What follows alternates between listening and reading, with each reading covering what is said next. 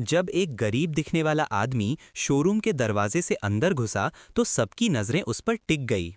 उसकी शक्ल देखकर सब लोग हंसने लगे। पर किसी को नहीं पता था वो आदमी एक आम आदमी नहीं था। जब लोगों को उसकी असली हकीकत पता चली तो सबके चेहरे पे हंसी की जगह हैरानगी और शर्मिंदगी आ गई। एक एम्प्लॉय ने तो उसका मजाक उड़ाकर सबके सामने शर्मिंदा कर दिया।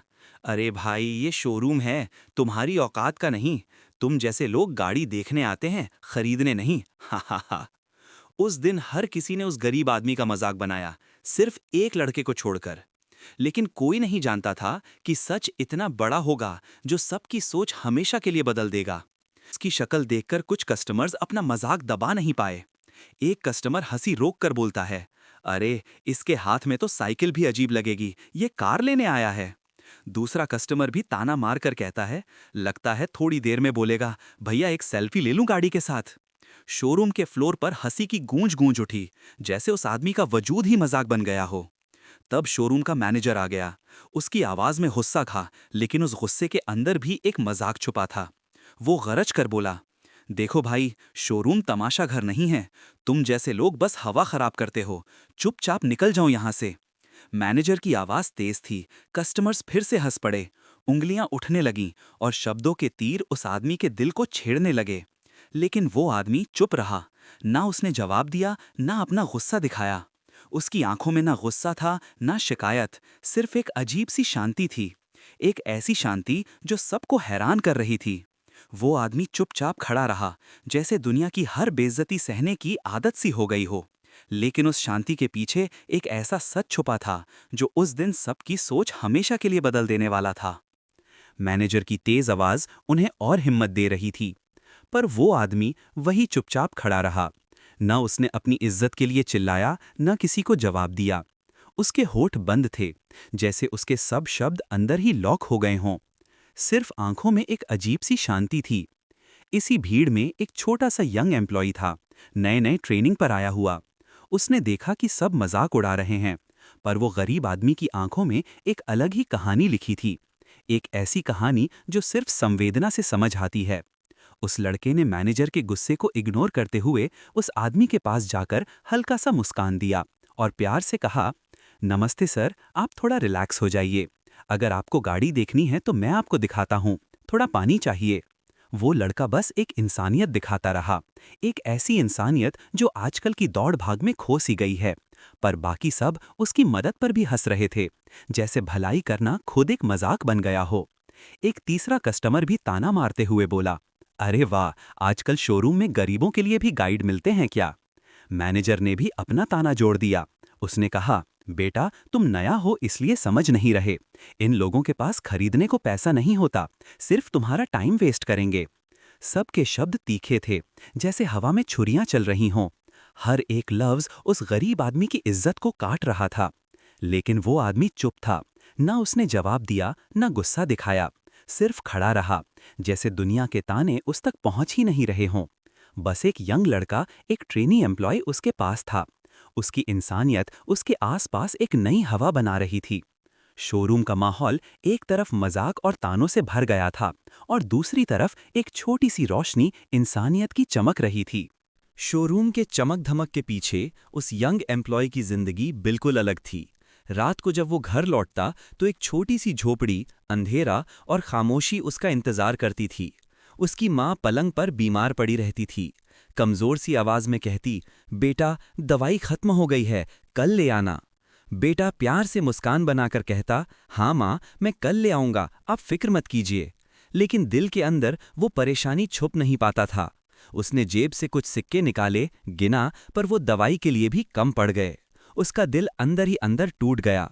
उसने अपने आप से ही कहा, बस इतने ही बचे हैं, माँ की दवाई भी, खाना भी, सब कैसे होगा? लेकिन शोरूम में वो हमेशा मुस्कान के साथ खड़ा रहता। न मैनेजर को, न कस्टमर्स को कभी अपना दर्द दिखाया।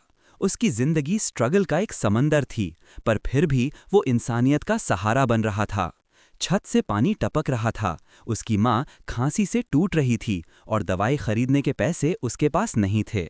माँ भूख के बावजूद उसे खाने को कहती, पर वो आंसू रोककर केवल एक मुस्कान देता। खुद भूखा रहता, लेकिन माँ को तसल्ली देता।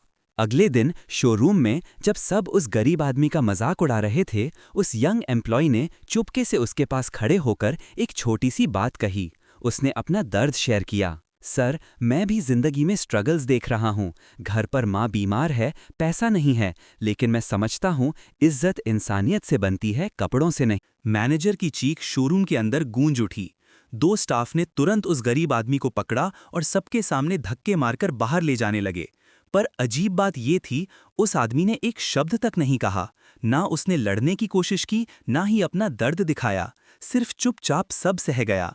उसकी आंखों में एक अजीब सी शांति थी, जैसे उसे पहले से ही सब मालूम हो। मैनेजर और कस्टमर्स और भी भड़क गए। उन्हें लगा कि एक गरीब आदमी को शोरूम में बिठाकर ये नया लड़का शोरूम का मजाक बना रहा है। ताने, हंसना, चीखना, हर तरफ सिर्फ इज्जत उठा ली जा रही थी। किसी ने कहा, सिंपैथी दिखानी है तो शोरूम के बाहर जाके करो। किसी और ने हंसकर कहा, लगता है दोनों ही गरीब एक साथ गाड़ी खरीदने आए हैं। शोरूम अब मजाक और तानों की गूंज से भर चुका था, पर उस भीड़ के बीच 2 चीजें अलग खड़ी थी। एक लड़के की इंसानियत और एक गरीब आदमी का चुप रहना। दोनों मिलकर वहां एक नई कहानी लिख रहे थे, जो सबको देखनी थी, पर किसी की नजर अभी तक उस पर थी ही नहीं। शोरूम में लंच ब्रेक का वक्त हुआ। हर कोई अपने दोस्तों के साथ बैठकर खाना खा रहा था। हर टेबल पर आवाजें, हंसी और छोटी-छोटी डिस्कशंस चल रही थी। लेकिन एक कोना ऐसा था जहां वो गरीब दिखने वाला आदमी चुपचाप अकेला बैठा था। न उसके पास खाना था, न बैठने वाला। तभी वो अपना डब्बे के साथ उसके पास आया। उसने बिना झिझक अपना टिफिन उस आदमी की तरफ बढ़ा दिया। उसने कहा, जैसे, सर, आपने कुछ खाया नहीं, ये माँ के हाथ का खाना है, थोड़ा आप भी खा लीजिए। वो गरीब आदमी हैरान रह गया। उसकी आंखों में आंसू भर आए। शोरूम में सबने उसका मजाक बनाया था, लेकिन इस एक लड़के ने उसे इज्जत दी। आदमी के दिल में बस यही ख्याल आया, बेटा, तुम मुझे जानते भी नहीं, फिर भी अपना खाना बांट रहे हो। और उसके चेहरे की मुस्कान जैसे कह रही थी, इंसानियत की पहचान दिखावा नहीं होता, भूख सबको लगती है और घर का खाना सबसे बड़ी दौलत होती है। उस दिन दोनों ने एक ही प्लेट से खाना खाया। दूर से कुछ एम्प्लॉइज उन्हें देखकर फिर से हंसने लगे। किसी ने मजाक उड़ाया, देखो शोरूम का वेटर बन गया, अब खाना भी बांट रहा है। हंसने की गूंज शोरूम में फैल गई, पर रवि पर इसका कोई असर नहीं हुआ।